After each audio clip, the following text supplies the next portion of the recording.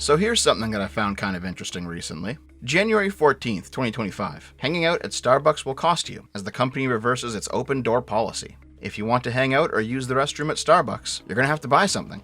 Starbucks on Monday said it was reversing a policy that invited everyone into its stores, saying the new rules are designed to help prioritize paying customers. The Code of Conduct warns that violators will be asked to leave, and says the store may call law enforcement if necessary. Well, this seems obvious, right? It's common courtesy that if you want to use the bathroom at a restaurant or a shop, you really should buy something. Nobody likes those people who slip into the side entrance of a McDonald's, quietly use the washroom, and then leave without ordering any food, though such events occasionally do make funny Reddit stories.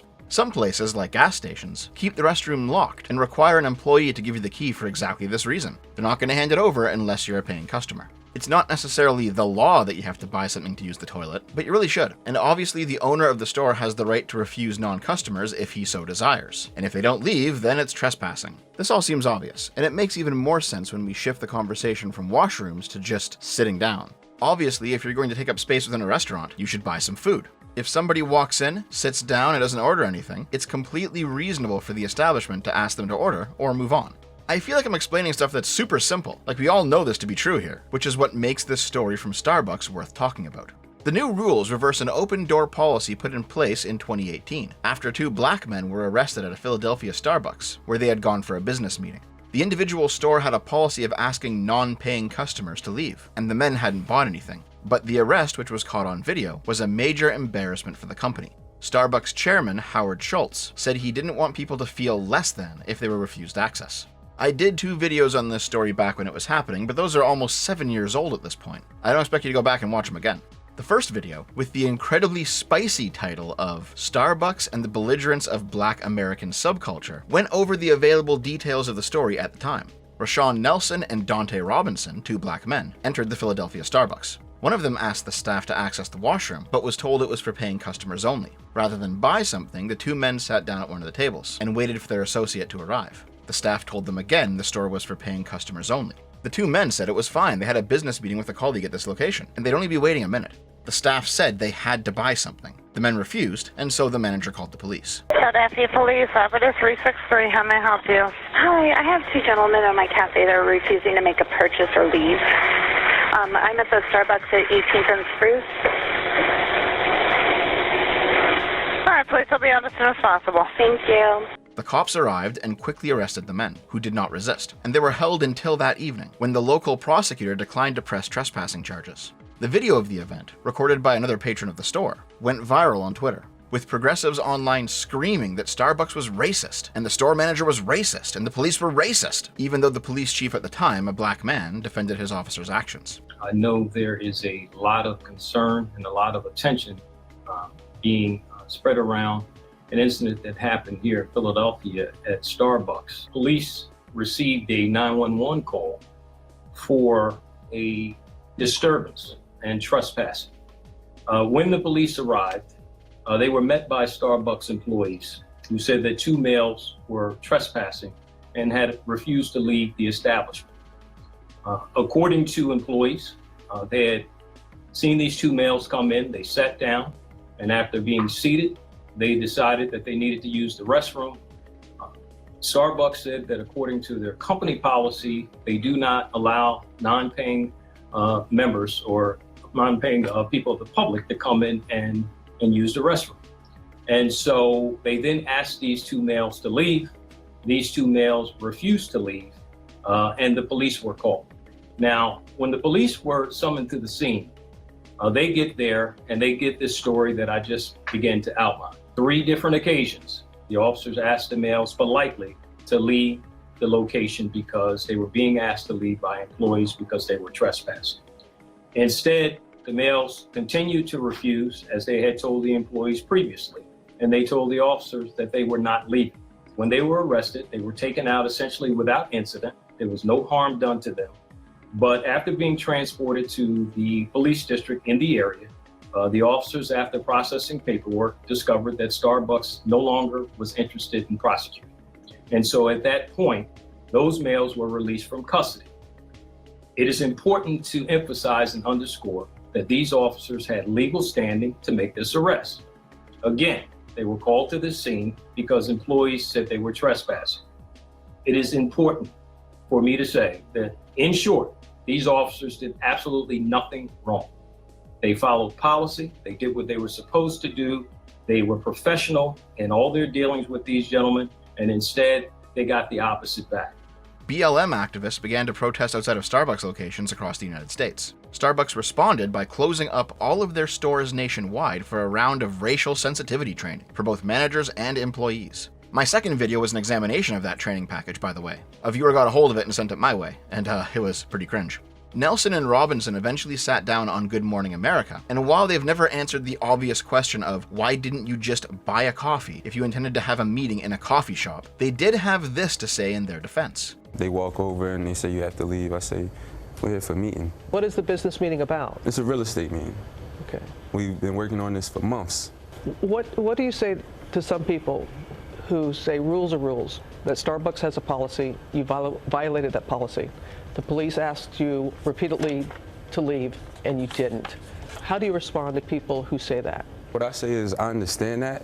Rules are rules, but what's right is right and what's wrong is wrong. And that's in any situation, whether there's race involved, anything. Is it right to just sit in a restaurant and not order something and expect that to be okay? Now, let's play devil's advocate. Is the store manager within her rights to ask non-paying customers to either buy something or leave? Yes, obviously. But according to Nelson and Robinson, they were in the store waiting for their business partner to arrive for 2 minutes before the cops showed up. In fact, you can see their business partner in the video of their arrest, and he looks completely flabbergasted. If hypothetically the manager didn't call the cops, and this third guy came in, ordered a coffee, and joined the two for their talk, surely this would have been fine. Somebody in their party has bought something, so they've also bought the right to some Starbucks floor space. After all, it's a pretty normal occurrence for people to schedule these types of business meetings at coffee shops. Starbucks and other similar places market themselves as being community meeting spaces, which, yes, you have to pay to access by buying something. Should these guys have just said, fine, I'll buy a coffee when confronted? Of course. Should the manager have let them sit there for the 2 minutes they claimed they needed for their friend to arrive? Yeah, probably. Both of them acted a little unreasonably, but in terms of who has the right, that is squarely in the manager's corner. The progs claim that the manager had racially profiled the two men, which is why she pounced so quickly on getting them to buy something or move on. That's certainly possible. Starbucks corporate seemed to think so, with all that diversity training. However, after the news cycle moved on, and the public eye stopped paying attention to the story, a few new developments occurred. Starbucks, desperately trying to clean up its image as Black Lives Matter continued to protest outside their stores, went further than the training. The Starbucks regional manager covering the area containing Philly, Shannon Phillips, filed a lawsuit in which she claimed she witnessed higher-ups punish white employees uninvolved in the incident in order to try and convince the black community that Starbucks was serious about racial justice. Phillips also claimed she was let go from the company after another white manager was put on temporary leave due to a racial discrimination claim against them, and she refuted that claim, showing it was a false allegation. Phillips's lawyer stated that Starbucks was basically looking for a white sacrificial lamb to appease the mob, and that she had been targeted because being white made her acceptable to target in the current social climate. Phillips's case went to court, Starbucks chose not to settle, and in 2023 the jury found that Starbucks had violated both federal and state anti-discrimination law by punishing her due to her race. Starbucks was forced to pay her $600,000 in compensatory damages and $25 million in punitive damages. The court agreed that Starbucks had made a public show of punishing white employees in a misguided attempt to convince the black community that they were handling the crisis. At the same time, the two black guys, Nelson and Robinson, received an undisclosed sum of money from Starbucks for their troubles, which included fully paying for the two men's tuition. The city of Philadelphia also settled with the men, agreeing to give them $1 each on the condition that the city allocate $200,000 towards funding young entrepreneurs like themselves.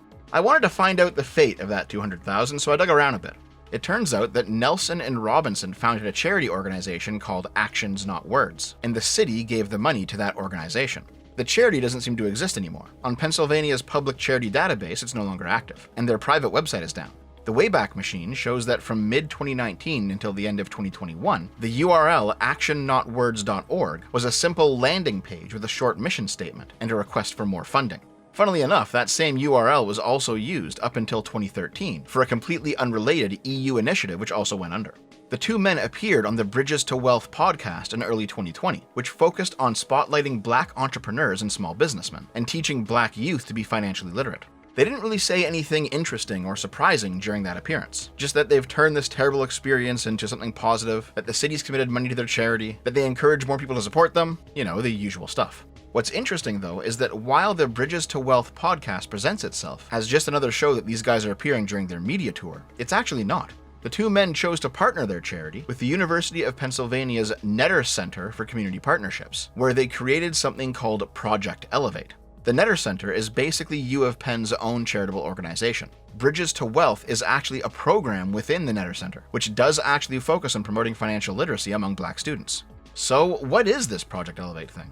Well, as far as I can tell, it is exactly what it says. It purports to offer Black students the chance to become financially educated. They set up classes in entrepreneurship, trips to local small businesses so students can learn how to run one, and they also claim to provide seed funding and Shark Tank-style competitions for Black youth with new business ideas. I can't find any evidence that any of the more ambitious stuff ever actually happened, like the seed funding or the Shark Tank. But it does seem like the program actually did run in 2 Philly high schools for at least 1 year before the funding ran out.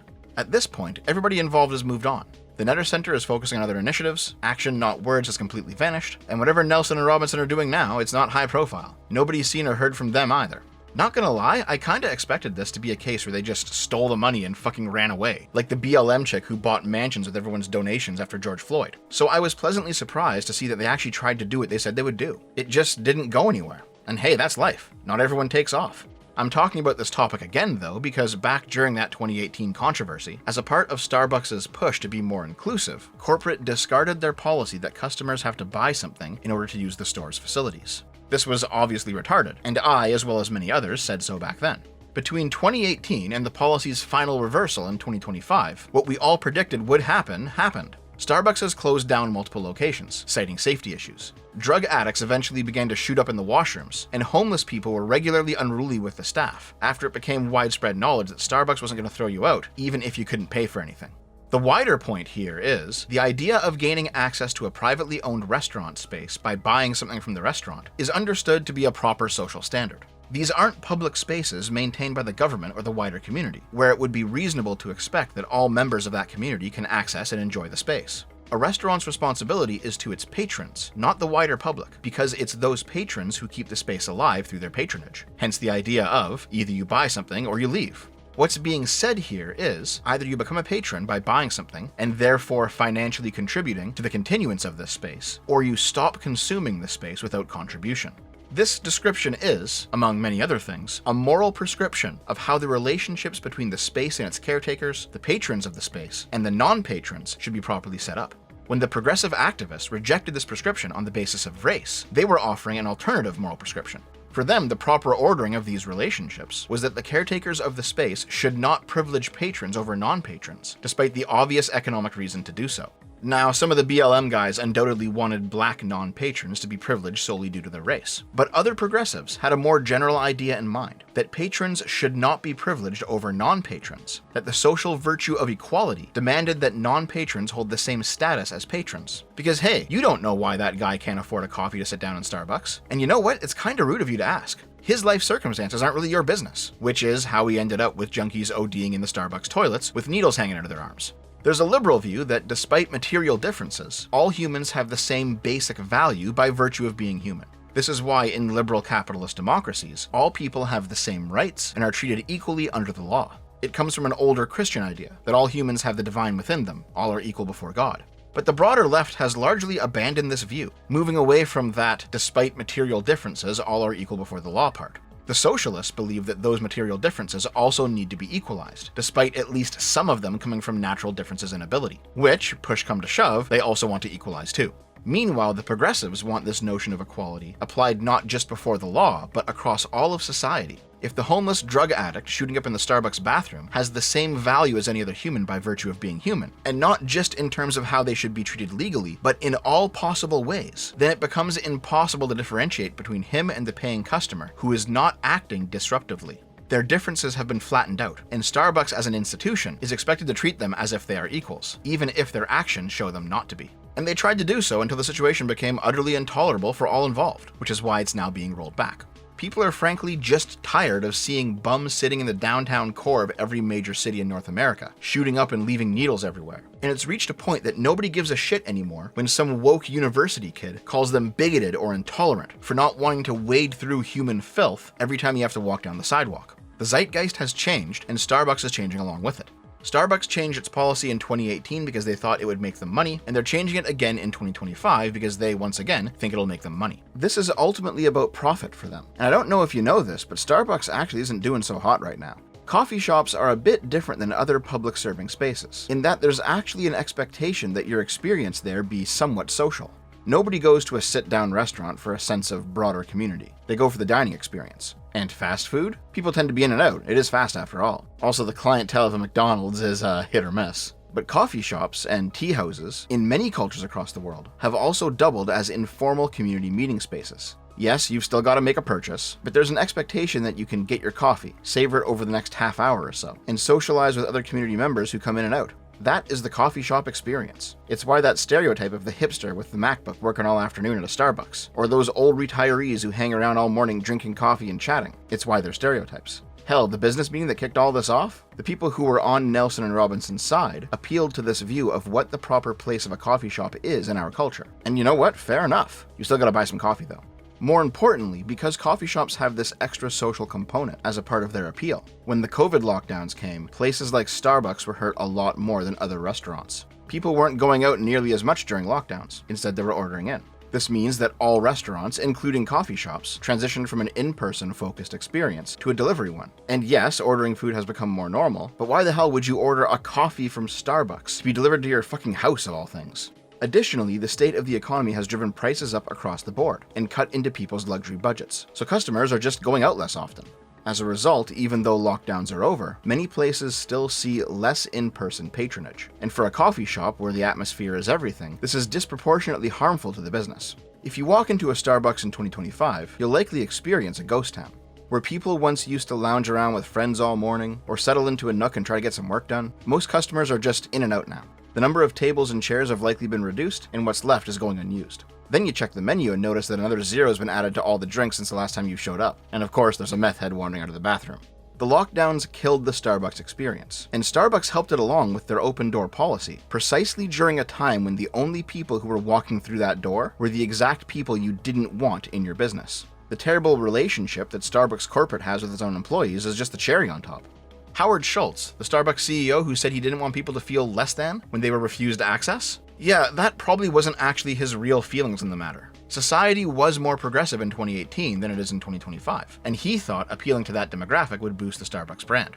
It's not like he's some ideologically committed lefty personally. In 2022, he lashed out at an employee who was talking about the burgeoning trend of Starbucks workers unionizing by telling them to go work somewhere else if they weren't happy with their job, which was actually found to be in violation of labor laws, preventing employers from interfering in the protected free speech rights of employees to discuss unionization. What's happening with Starbucks is something akin to rainbow capitalism, where corporations would go wild with progressive virtue signaling, hoping to make money off of that demographic. And when they stop making money, they stop the virtue signaling. It is simply another form of advertising. They're saying, hey, your cash is good here. We don't care if you're gay as long as you can pay. However, definitionally, a person who is not buying anything in your establishment is not somebody who is paying. And the people who are violent and disruptive, they cost money. Despite this being a rollback of progressive morality, not many progressives are actually complaining about this change, for a few reasons. One, Trump is going wild right now, and there's way more impactful stuff sucking up all the air in social media at the moment. Two, Black Lives Matter has basically overstayed its welcome at this point. The cultural zeitgeist has changed. Once again, just like the Pride stuff, nobody likes that shit anymore. And three, most people just don't remember this specific story. It was the big go-to BLM example for a few months back in the day, but George Floyd has been massively overshadowing it for years now. Maybe this means the progs are finally smartening up and abandoning some of their truly ridiculous nonsense. Or maybe it means the progs are too overloaded about everything else going on to worry about or even notice a small culture war story like this, where so-called social progress is rolled back, because it turns out that restricting access to paying customers only is just a good idea, even if it's quote-unquote exclusionary. Who knows? But I saw this and remembered what was up, and now you do too. Enjoy.